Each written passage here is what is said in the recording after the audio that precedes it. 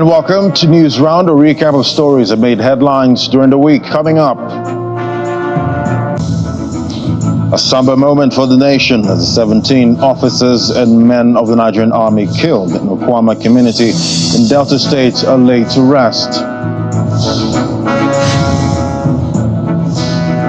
And Governor Sani receives abducted Kuriga school children following their rescue by the military and local authorities. And for the second time this year, the Central Bank's Monetary Policy Committee raises benchmark interest rates, this time by 200 basis points to 24.75%. Plus, Bassirou Diomaye Faye officially declared winner of Senegal's presidential election.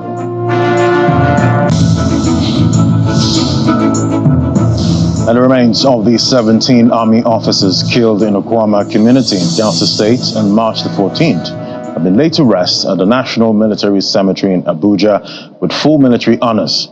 At the event, President Bola Tinubu vowed to ensure that the perpetrators of the killings are fished out. He also conferred national honors on the 4 officers and 13 soldiers and directed that all the entitlements be paid to their families within 90 days.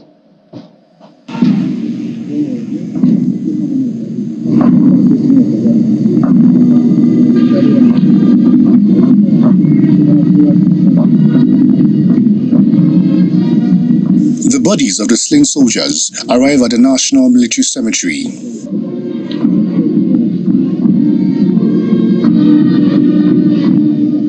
Families are devastated upon seeing the caskets containing their loved ones.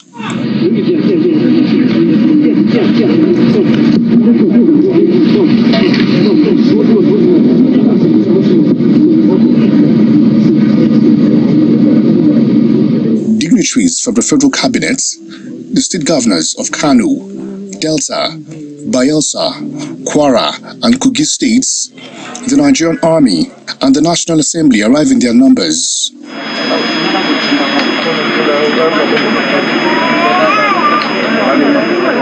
Finally, President Bola Tinubu arrives, and the event is kick-started with the national anthem. You may have your seats. Thank you.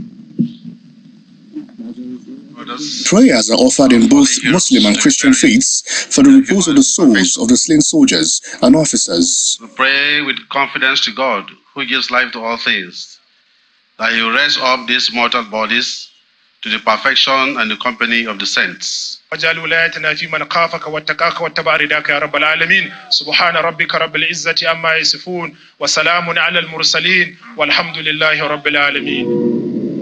The president had a lot to say about the situation. They have all been awarded now.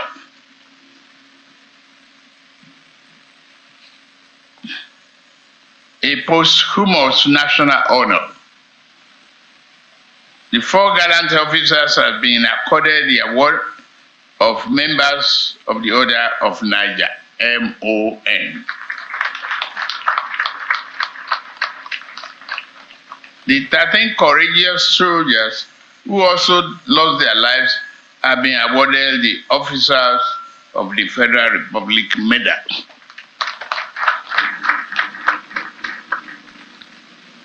I commiserate with the families of our fallen heroes and the entire armed forces. I share in their pain and grief, the grief you carry today. It is my prayer that God will comfort all who are bereaved as a result of this tragedy. I want to make it clear once more that those who committed this heinous crime will not go unpunished. We find them, and our departed heroes will get justice. The elders and chiefs of Okwama also have a duty to help the military in fishing out the gunmen who committed the barbaric crime against our men. It's now our duty to protect the families of our departed heroes. The federal government will provide housing in any part of our country to each of the families of the 4 officers and 13 soldiers. That's why among them. The Chiefs of Defense and Army Staff re-echoed the President's vow to fish out the perpetrators of the heinous crime. We cannot begin to fathom the pain and sorrow that you are experiencing. Please know that you are not alone in our grief, as the entire nation, as exemplified by the President and Commander-in-Chief, and the armed forces mourn you with and stand ready to support you in every way possible. We recognize that no words can ease your pain, but we hope that you find solace in the knowledge that your loved ones made an indelible mark on our nation's history. To our fallen heroes, we say thank you. Thank you for your unwavering commitment to duty, your sacrifices, and your love for our nation. You served bravely, and your courage will never be forgotten. We will honor your memory by continuing the fight against those who seek to undermine our peace and security. We will remain steadfast in our resolve to build a nation worthy of your sacrifice. I must place on record that a lot of restraints have been exercised so far in our search and recovery efforts for missing arms, ammunition, other equipment, and body parts. The Okwama killing has added to the care of the Nigerian Army and by extension, the Nigerian state, 10 widows, 3 of whom are 4, 5, and 8 months pregnant, 21 orphans, and many other dependents, which include parents. While commiserating with the families of these gallant soldiers, I assure them that the Nigerian Army and the good people of this country will not leave them in the cold and far. It's an emotional moment as the Nigerian flag is presented to the next of kin of the deceased. Next is to the next of kin of late Captain U. Zachary, Warrant Officer Zachary.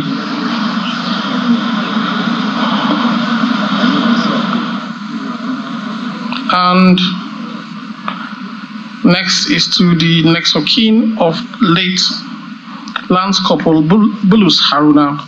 As their bodies are committed to Mother Earth and wreaths are laid by the President and dignitaries, the family members try unsuccessfully to hold back their grief. So-called just perform the dust to dust.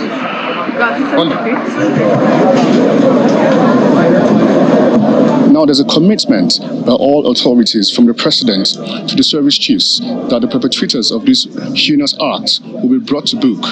The President also graciously approved scholarships for the children of the deceased from primary to the university level.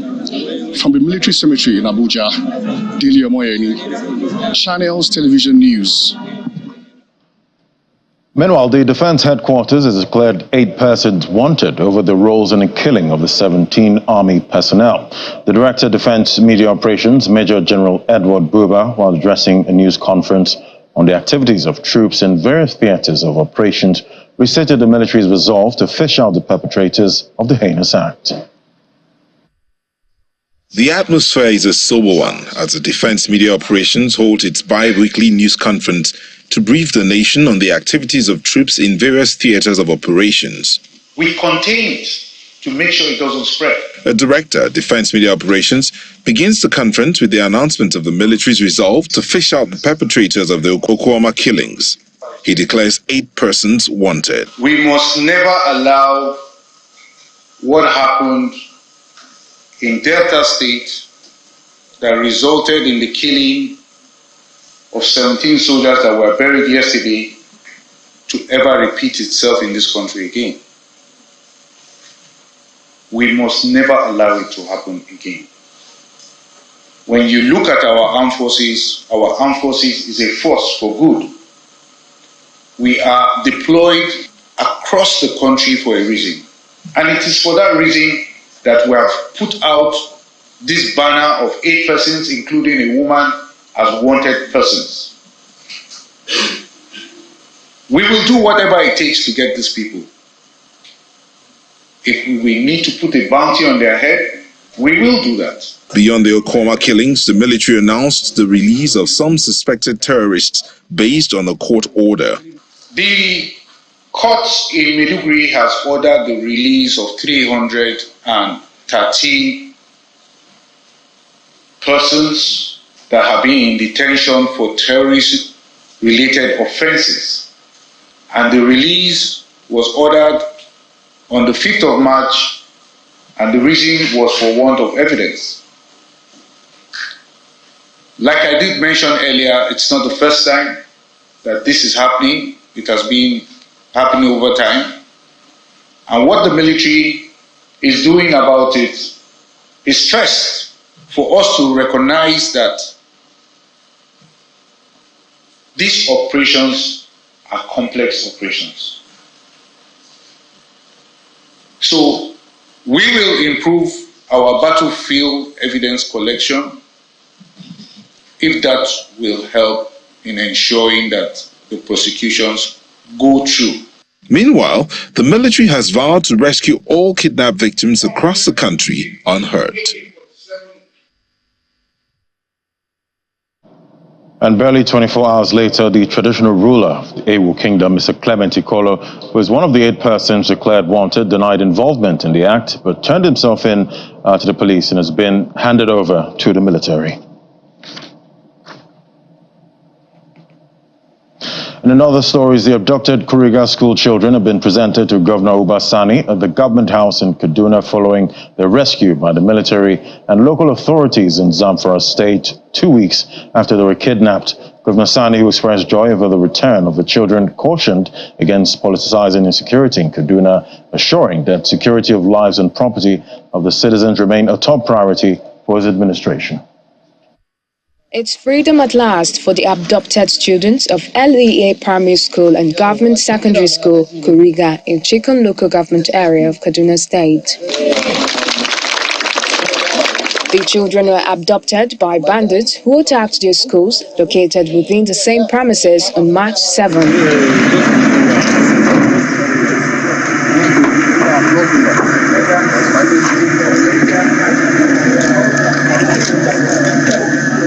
On Monday, the children were brought to the Sir Kashim Ibrahim Government House for their official handover to Governor Sani.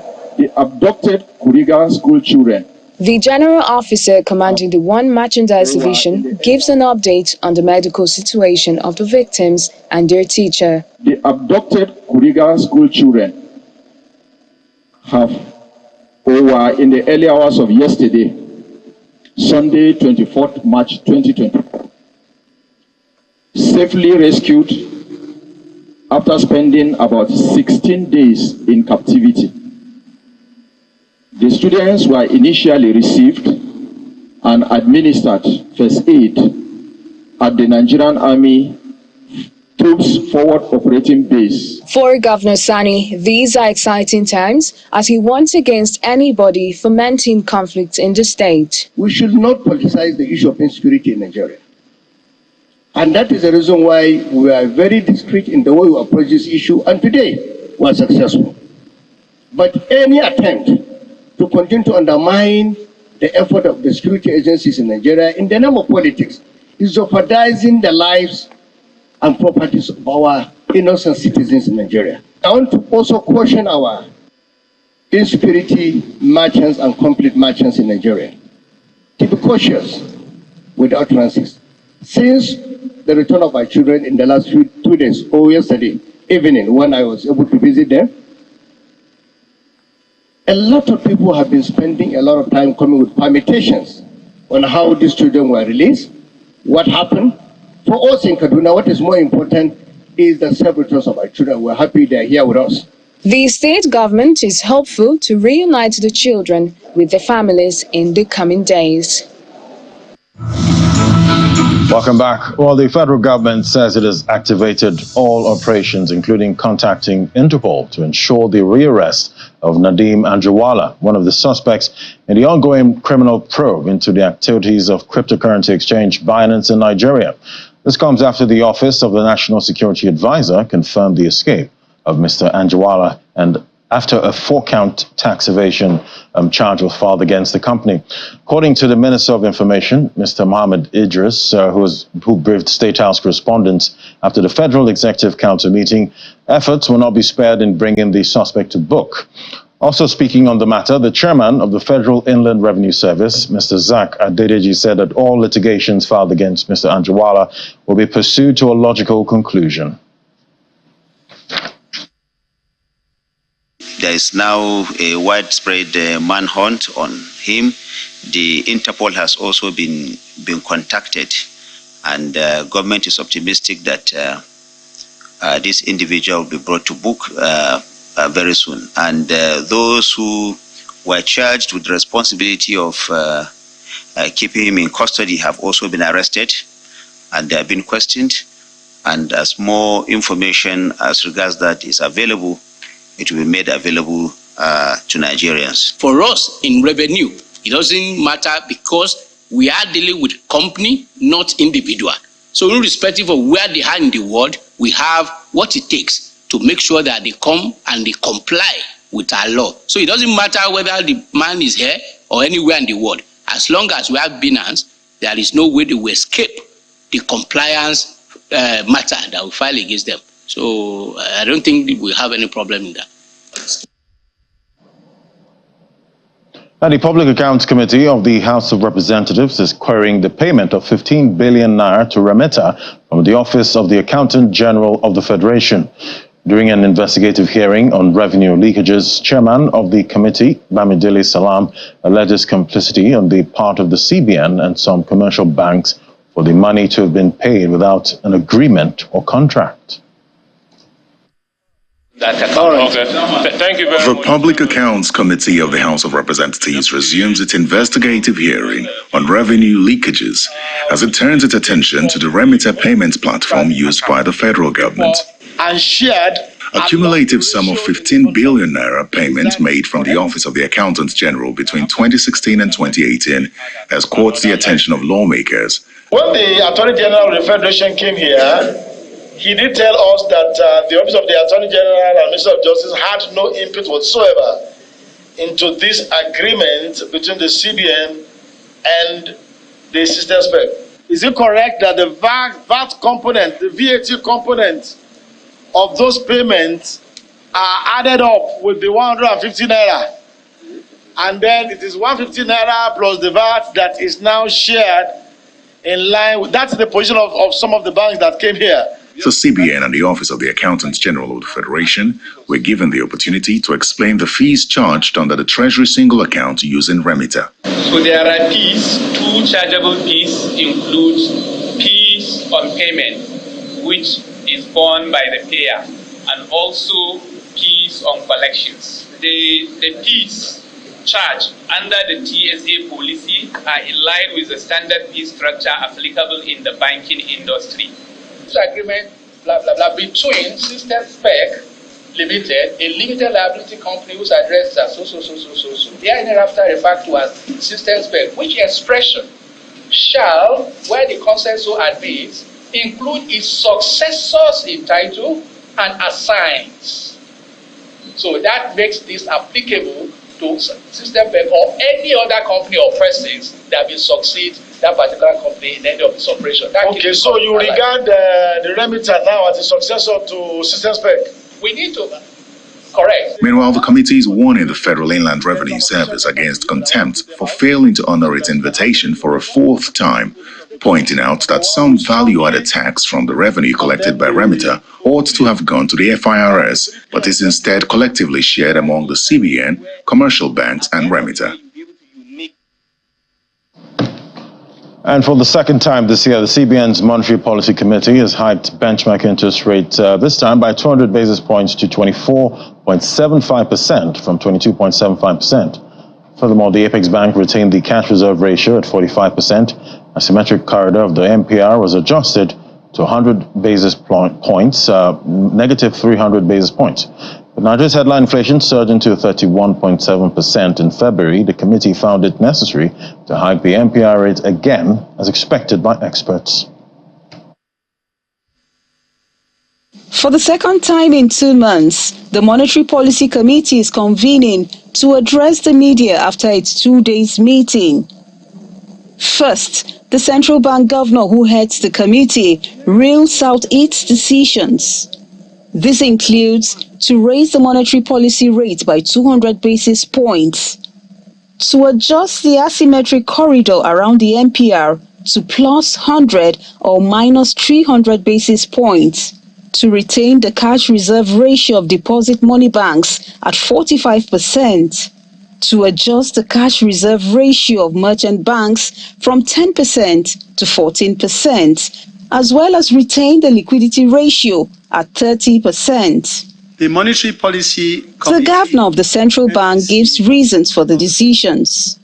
The considerations of the committee at this meeting focused on the current inflationary pressures and the need to anchor inflation expectations, as well as ensure sustained exchange rate stability.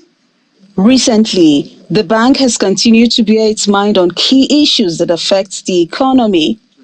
The Apex Bank boss seized the opportunity to clarify the bank's position on some of these issues. For price discovery to happen, certain fundamentals or certain attributes need to be in place. And you would recall that there's been a whole myriad of different circulars that have come out over a period of time, which were designed to remove those distortions such that the market became a lot freer and the concept of willing buyer and willing seller became something that was a lot easier to establish. And on the Binance matter that has recently dominated conversations. In this particular case, the responsibility for regulating cryptocurrency is not our own. It isn't ours. It is strictly that of the Security and Exchange Commission. The next meeting of the Monetary Policy Committee is scheduled for May 20th and 21st, 2024. Before that time, though, the central bank expects a moderation in the inflation rate. Sarah Chimugu, Channels Television News. And on the foreign scene, vote collation ended in Senegal, and a winner announced from the presidential election held on Sunday. Opposition candidate Bassirou Diomaye Faye has been officially declared winner of the presidential elections, winning 54.28% of votes in the first round. Reports from the country's vote counting commission, which falls under the judiciary, states that Faye placed well ahead of the governing coalition's candidate, former Prime Minister Amadou Ba, who had 35.79% of votes. According to authorities, the election recorded a voted turnout of 61%. Accepting the results, Mr. Faye, who will become Africa's youngest elected leader when sworn in, has said he will rule Senegal with humility and fight corruption. He has also promised to put measures in place to address youth unemployment and the high cost of living in the country. And those are the top stories for the week. Thank you for watching. I'm Ladi Williams. Bye-bye.